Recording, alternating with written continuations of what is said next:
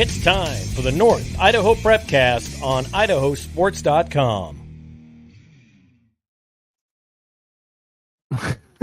That's Ryan Scaggs. I'm Brandon Baney. Hey, what's up? Welcome in. It's the North Idaho Prepcast on IdahoSports.com. We're off to a flying start today, Scaggs.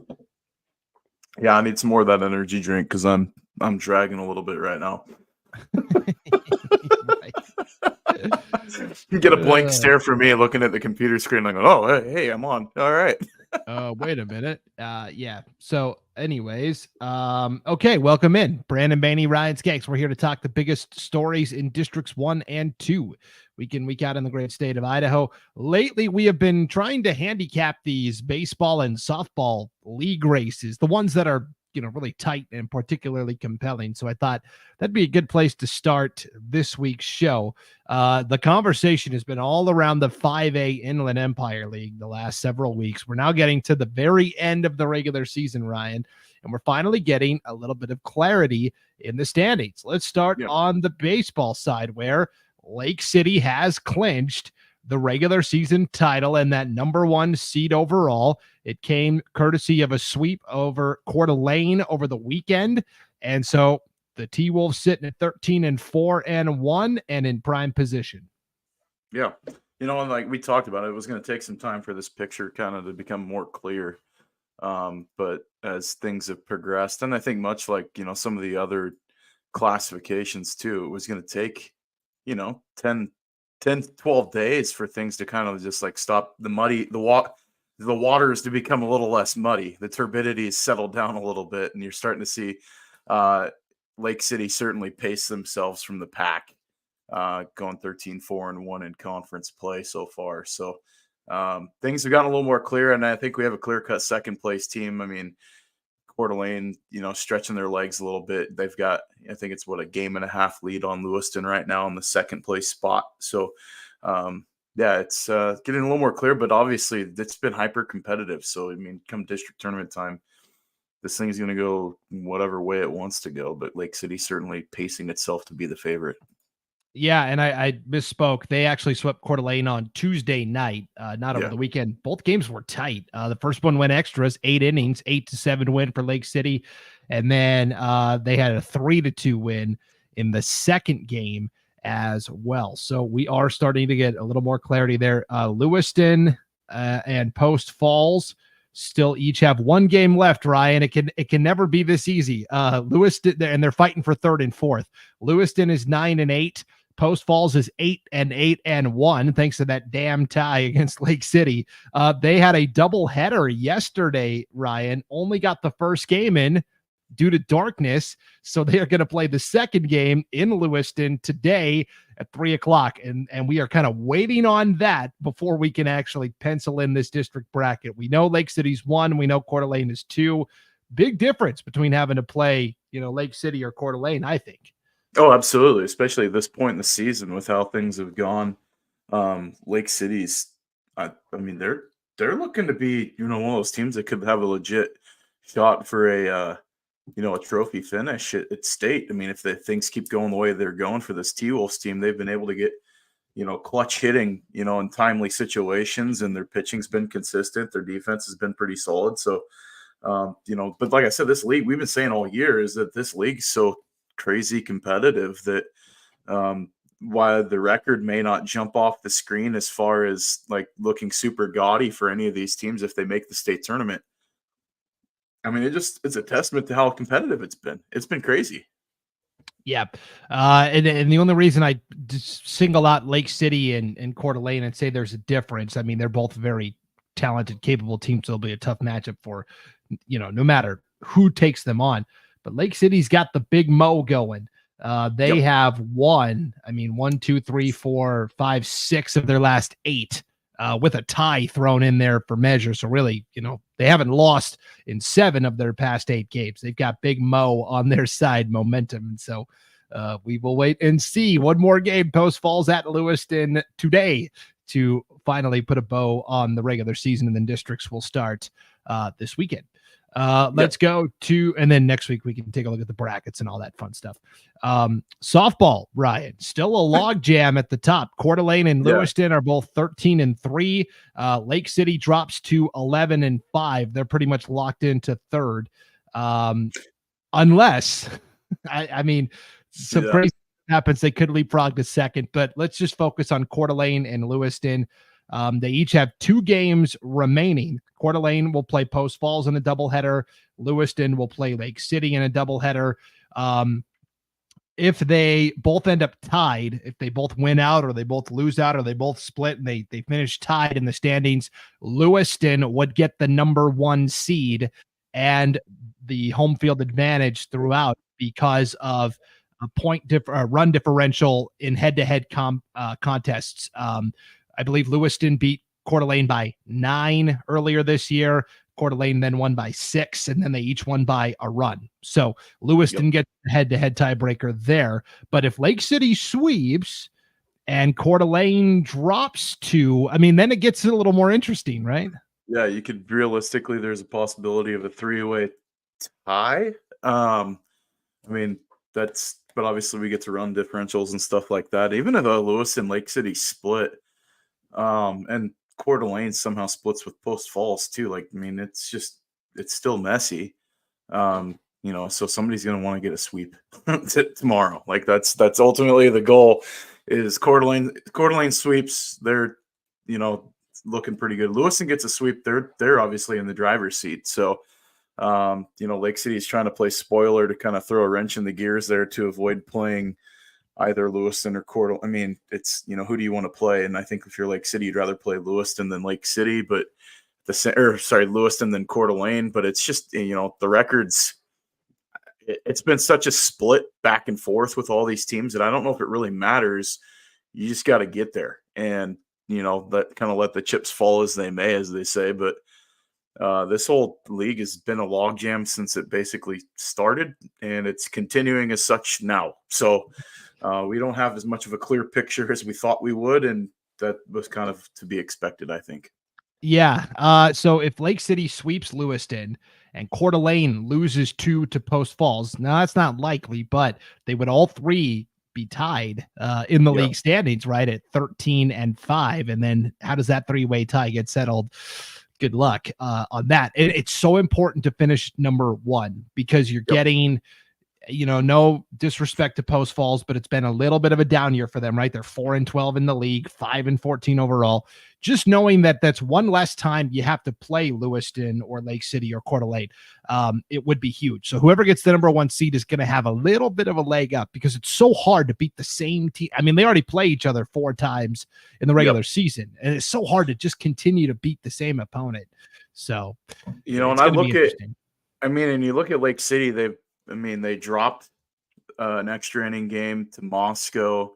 They beat, they got 2 from Lakeland. Then they dropped 2 to Coeur d'Alene. So they're coming in this game, only getting a run each in the last 2 games. But I don't want to say limping into this one. But the thing is like they split with Lewiston earlier in the year. Like they beat them 15-8 and lost 10-5. So, I mean, if this thing gets to a tiebreaker, they actually, if they clip the Bengals and like get a sweep here, there's a tiebreaker advantage to Lake City now that kind of goes their favor for the 2 seed. And it's just, this thing is super like complicated and complex, and you start crunching the numbers and you just get a headache. You're kind of like that meme with Charlie from It's Always Sunny in Philadelphia, where he's doing the math, rubbing his head like that.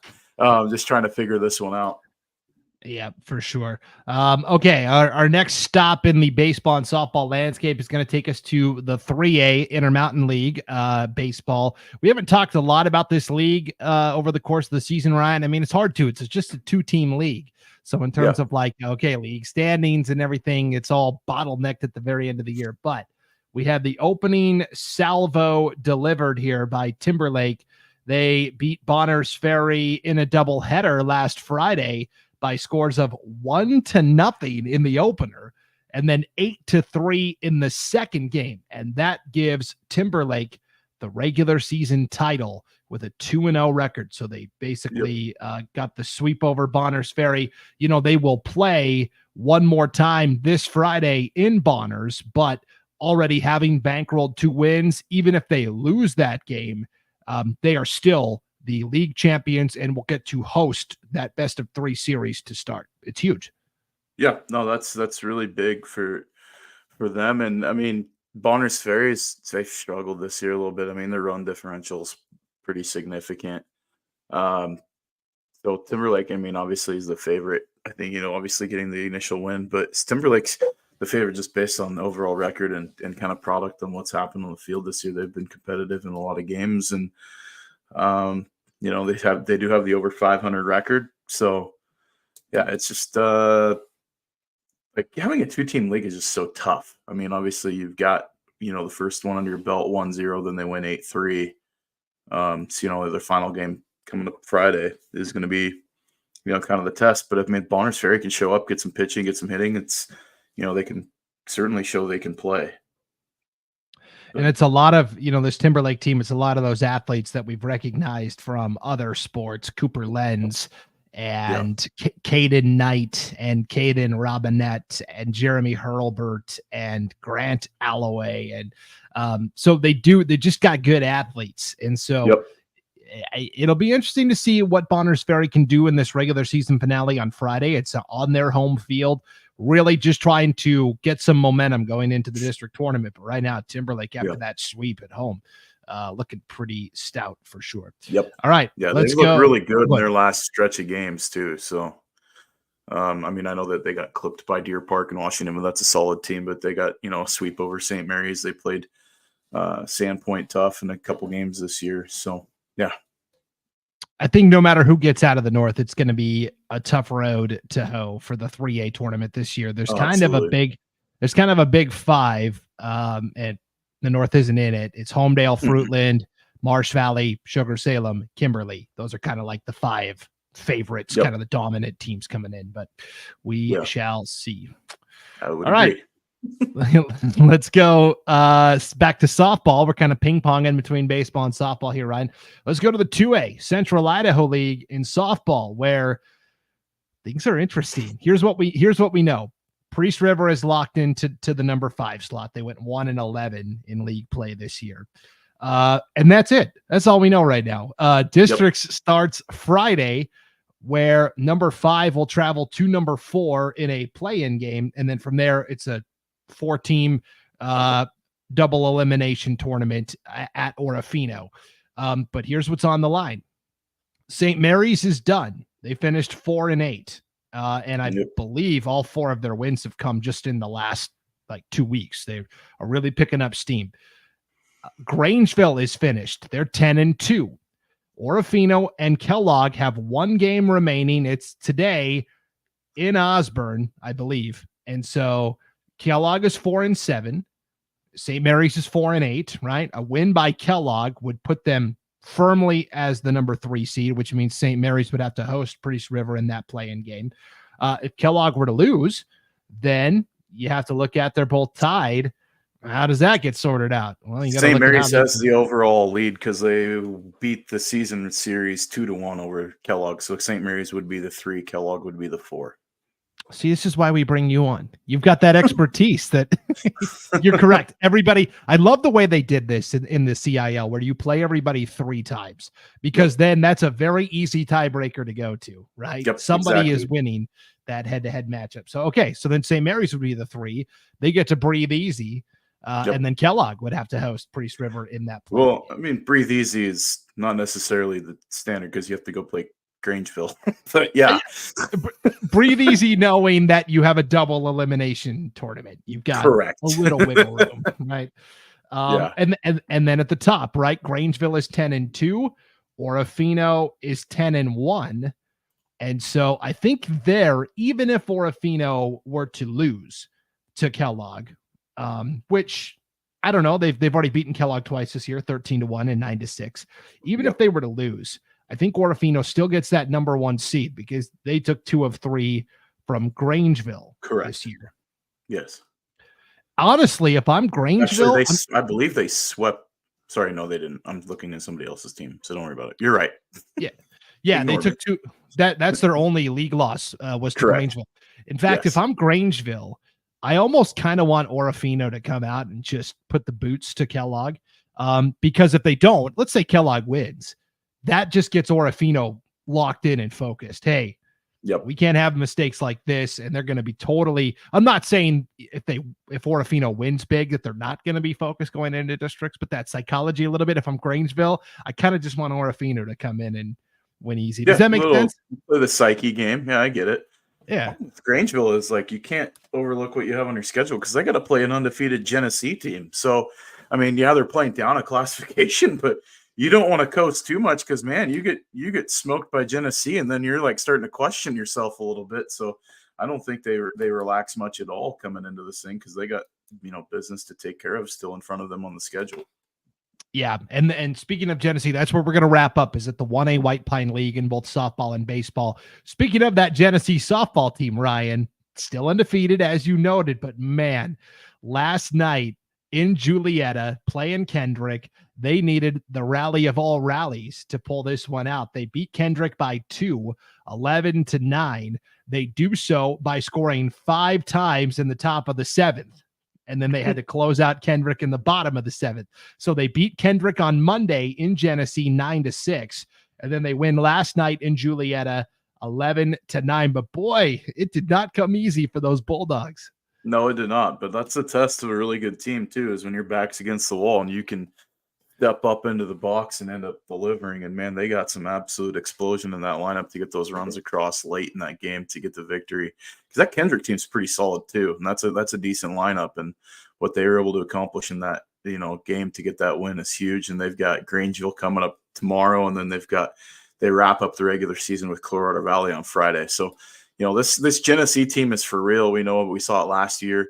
They're, I think in the driver's seat to repeat. But it'll be, you got to play every game. That's the problem. So they got some stuff in front of them. They could take a blemish on the record. You never know. They could drop one to Grangeville. So, but in the grand scheme of things, it doesn't matter if they do. But I mean, obviously you kind of want to protect your record a little bit, but that's going to be a good game, Grangeville and Genesee tomorrow in Grangeville. Yeah, good non-conference game late in the year. Genesee is 8-0 in the White Pine League, 14-0 overall. And I love when the schedule aligns here at the end, Ryan, because in the White Pine standings, all still in play for first place. You've got Genesee at 8-0, Clearwater Valley at 6-0, Kendrick at 6-2. And then Potlatch is done. They're 4-6. Prairie and Lapwai are each done. They're 1-9. So the team you need to keep an eye on is the Clearwater Valley Rams down in Kuski. Coach Vincent Martinez's Rams have had a very good season. Yeah. Not a lot of games on the schedule. They've had a lot of games wiped out due to weather and canceled. I felt so bad. They were supposed to play Grangeville, I think either Tuesday or Monday in a non-conference game. It was going to be senior day for the softball team, and it got canceled. And it's not being made up. And so they're trying to find a way to still honor these seniors. I felt so bad for them. They've only played 10 games this year, Ryan. They're 8-2 overall, 6-0 in the league. But here's what they finished with: a Thursday doubleheader in Julietta against Kendrick, and then a Friday doubleheader in Genesee. And so two long road trips over 2 days, 4 games in total. That will decide the White Pine race. Yeah, I mean, as good as the record they have, I mean, it's feast or famine with this, because, Kendrick's only blemishes on their record or, in league was to Genesee. And then, you look at closing with Kendrick and Genesee. Genesee's looking to finish strong. Man, that's a tough road to hoe where you got those two teams back to back. To finish out your schedule, you can go from second to, they could realistically drop into third place in the standings merely in one day. So, I mean, his group's going to have to rally. They're going to have to play tough like they have all season and show up. I think if they can steal a couple games there, that's going to be absolutely massive for standings sake to get that huge closeout to wrap up the regular season. Yeah, if Kendrick beats Clearwater Valley on Thursday, and then Clearwater Valley turns around and beats Genesee on Friday, then you've got a big 3-way tie, and that would be that would be interesting That would for be sure. something that we didn't necessarily call. No, it's kind of weird that you like throw the only meeting of the season all the way at the very end too. So yeah. Yes. So I really hope Clearwater Valley finds a way to honor those seniors as their senior day got canceled, because they have 3 really deserving seniors that deserve to be honored and recognized, including, I think, one of the best pitchers that doesn't get talked about a lot, Jessica Kitola from Clearwater Valley. She's a senior. She's phenomenal inside the circle, and she has had a very nice career for the Rams also. Yeah, I know that group. And then L'Oreal, Lemire, and sorry, I'm trying to think of the other one that's out there too, but a couple of really good senior players on that team. So Yep. I think those are the only 2 seniors, if I'm not mistaken. Yeah, it could be. Yeah, I haven't looked too super deep. I knew it was a small number. I mean, Clearwater Valley's got small numbers in general, but enough to get a team together. So, but they're playing solid, and they beat a JV team from Clarkston last week. Clarkston's program's turned around. They're ranked in the state of Washington. Their varsity is. So, I mean, there's some depth within that program. So that's, kind of a good test. They got, a big win over Potlatch by 1, and they've been playing pretty well this year. So, it'll be interesting to be seen. Obviously, they took it from Orfino, but it'll be a big test. These next 4 games for Clearwater Valley could be very, very compelling and very interesting. I mean, you get a sweep and a split, and things get really interesting in league play. So, yeah. I don't want to do the math if I don't have to, so I'm just going to wait and see what happens. And then one of those really smart ADs from the White Pine League is just going to tell me where everybody finished. And I'll just go from there. All right. Make it easy. Let's wrap up with White Pine League baseball, where Troy and Kendrick are tied at 10-2 in the league. Potlatch is 8-2. The Loggers had to walk it off again last night against Kendrick at home. They just keep doing it. I mean, they lost to Troy 2-1 last Tuesday after beating Troy in extra innings. So they got the split with Troy in the season. And then with Kendrick, they lost by a run earlier, way back in March, 4-3. They win by a run last night. So they have legitimately, beaten Kendrick by a run, lost by a run, and they've got the win on a walk-off. They lost to Troy by 1 and beat Troy by 2 in 11 innings. I mean, it is razor thin at the top between these teams. And then we keep mentioning Clearwater Valley as well. Again, bad luck for the Rams. They lost on a walk-off last night against Prairie 5-4. Yeah. No, this, we didn't really get any clear picture up on top. I mean, obviously the separation took place from 3rd to 4th place within league play, but we know about those 4 bids. So that's kind of what we're hoping for. Is that top settling up a little bit, but you look at the schedules left. I mean, Troy, they're going to play Lapwai. Then they close with Kendrick on Friday. So Lapwai tomorrow, Kendrick Friday in a back-to-back. I mean, that's how fun's that game going to be at Clearwater Field in Lewiston on Friday. Kendrick and Troy for the rematch to settle that.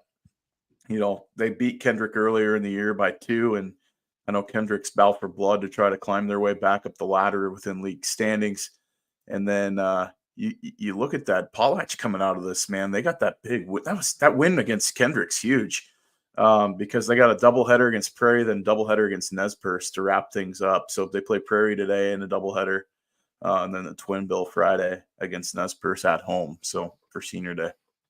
Prairie's got, some momentum now coming off that win over Clearwater Valley. They're like we've said all year, there's 5 teams that are going to be in contention for the 4 spots available from state. And it is so key to finish in the top 2 of the league standings, because you automatically get a bye past the play-in round, which means you automatically get a spot at state. And then otherwise, 3 through 6 are going to have to duke it out. So, well, and that Troy Kendrick game on Friday, I mean, realistically, if Kendrick gets a big win tonight or tomorrow against Genesee, they beat him 17-1 earlier in the year, but run differential start to come into play because Kendrick steals a win against Troy. I mean, that's technically the league championship game. I mean, if you're going to look at it in the standings and everything, like that's pretty compelling for who's going to get the 1 seed. And then I think the 2-3 split, who ends up on the other side of the bracket, now all of a sudden becomes pretty drastic because that influences your state seeding and everything else. So, you want to finish first, obviously, but man, does it come into play 2 and 3 because you end up picking up the extra loss in the loss column at districts. And then that can affect where you get put at state. And then if you get put against Troy or Potlatch or however it ends up, coming out into the semifinal round, that's pretty big. Yeah, and so the way the state tournament works is there's 4 teams that qualify from the north, 4 teams that qualify from District 3 in the south, and it's basically North 1 versus South 4, North 2 versus South 3, and vice versa on down the line. I fully anticipate 3 and possibly 4 North teams again winning in the first round, but we'll have to wait and see. If Troy and Potlatch finished tied for the league title, I think it goes to Potlatch because Potlatch beat Troy by 2 runs, whereas Troy only beat them by 1. Now, if I'm wrong on that, somebody correct. Again, it's all semantics, 1 versus 2. You just need to finish in the top 2 somewhere. Yep. So, yeah. It's going to be. But then Kendrick's sitting there like, hey, what about us? We beat Potlatch by a run, then lost by a run. And then it is going to be fascinating between those teams. It's like literally, I think there's a tie. I mean, what do you do? Like just rock, paper, scissors or something? I don't know.